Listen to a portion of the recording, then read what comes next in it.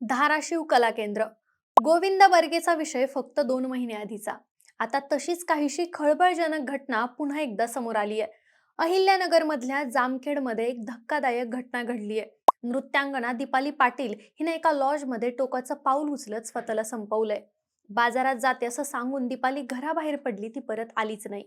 कर्जत जामखेडचे आमदार रोहित पवार यांनी या प्रकरणाबाबत सोशल मीडियावर पोस्ट केली आणि हे प्रकरण अजूनच चर्चेत आलं. खर्डा रोडवरच्या त्या लॉजमध्ये नेमकं काय घडलं? दीपालीनं हे टोकाचं पाऊल का उचललं? तक्रारीत नेमकं नाव कुणाचं आहे आणि या प्रकरणाला राजकीय वळण का आणि कसं मिळालं? या सगळ्या प्रश्नांची उत्तरं जाणून घेऊयात या व्हिडिओमधून. नमस्कार, मी निशा हिंगे आणि तुम्ही पाहताय विशेष भारी.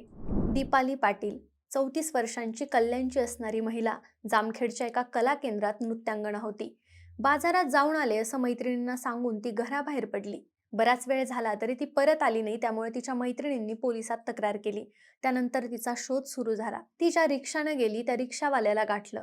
रिक्षावाल्यानं खर्डा रोडवरच्या साई लॉजचा ॲड्रेस दिला. पोलिसांच्या तपासाला वेग आला. पोलीस तपासासाठी त्या लॉजवर गेले, मात्र दीपालीची रूम आतमधून बंद होती. आवाज देऊनही दीपालीनं दरवाजा उघडला नाही. शेवटी पोलिसांनी वेटरच्या मदतीनं डुप्लिकेट चावीनं तिच्या रूमचा दरवाजा तोडला.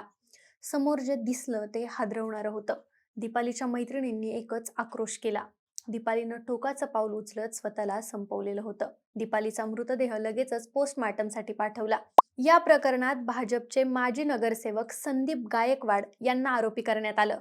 त्यांचं नाव तक्रारीमध्ये आहे. आमदार रोहित पवार यांनी या घटनेनंतर सोशल मीडियावर पोस्ट करत जामखेडमधल्या गुन्हेगारीवर गंभीर प्रश्न उपस्थित केलेत.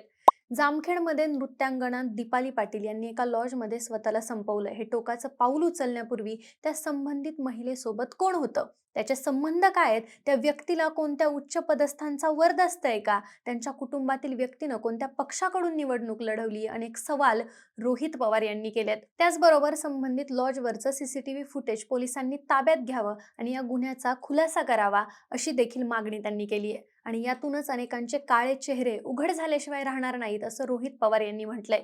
हे प्रकरण दडपण्याचा कुणी प्रयत्न केला तर तो आम्ही यशस्वी ठरून देणार नाही, असा इशाराही त्यांनी दिलाय.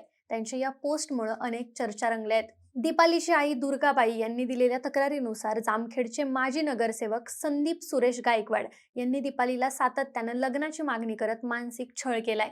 त्यांच्या या त्रासाला कंटाळून दीपालीनं स्वतःला संपवलंय, असा गंभीर आरोप दीपालीच्या आईनं केलाय. त्यांच्या या तक्रारीवरून जामखेडच्या पोलिसांनी भारतीय दंडविधान कलम 108 नुसार गुन्हा दाखल करून संदीप गायकवाड याला अटक केली आहे. पोलिसांना दिलेल्या माहितीनुसार दीपाली आपल्या मैत्रिणींना बाजारात जाते असं सांगून निघाली आणि त्यानंतर ती थेट साई लॉजवर पोहोचली. दुपारी 12:30च्या सुमारास दीपाली त्या हॉटेलमध्ये गेली आणि त्यानंतर काही वेळानं संदीप गायकवाड देखील त्या हॉटेलमध्ये दीपालीच्या रूममध्ये गेला असल्याचं सीसीटीव्ही फुटेजमध्ये दिसतंय, अशी माहिती पोलिसांनी दिली आहे. त्यामुळे संदीप गायकवाड दीपालीच्या रूममध्ये गेल्यानंतर नेमकं त्यांच्यामध्ये काय बोलणं झालं? खरंच तिनं संदीपच्या त्रासाला कंटाळून स्वतःला संपवलं की तिची हत्या करण्यात आली? असे अनेक प्रश्न सध्या निरुत्तरितच आहेत. दीपाली पाटील ही जामखेडमधील घुंगरू कला केंद्र इथं सुमारे 2 वर्षापासून नृत्य कला शिकवत होती. नोकरी दरम्यान ती तिच्या 2 मैत्रिणी हर्षदा कामटे आणि चांदनी रंजन रॉय यांच्यासोबत तपनेश्वर गल्ली जामखेड इथं राहत होती. गेल्या 5 वर्षापासून ती नवऱ्यापासून सेपरेट राहत होती.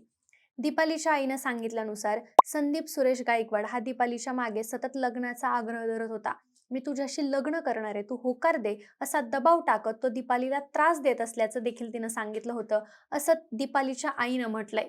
बरं मंडळी, असंही नाही की संदीप गायकवाडचं लग्न झालं नाहीये. संदीप गायकवाड स्वतः मॅरिड आहे. भाजपचा माजी नगरसेवक होता आणि त्याची पत्नी लता गायकवाड यांनी नगर परिषद निवडणुकीत प्रभाग क्रमांक 5 मधून भाजपच्या तिकीटवर निवडणूक देखील लढवली आहे आणि या निवडणुकीचा निकाल 21 डिसेंबरला जाहीर होणार आहे. पण त्याआधीच ही जी घटना घडली आहे त्यामुळे जामखेडमध्ये चांगलीच खळबळ उडाली आहे. मंडळी, मानसिक त्रास, शारीरिक त्रास यामुळे स्वतःला संपवण्याची प्रकरणं दिवसेंदिवस वाढत चालली आहेत. काही प्रकरणांना राजकीय वळण देखील मिळतंय, तर काही प्रकरणात थेट राजकीय नेतेच मुख्य आरोपी असतात.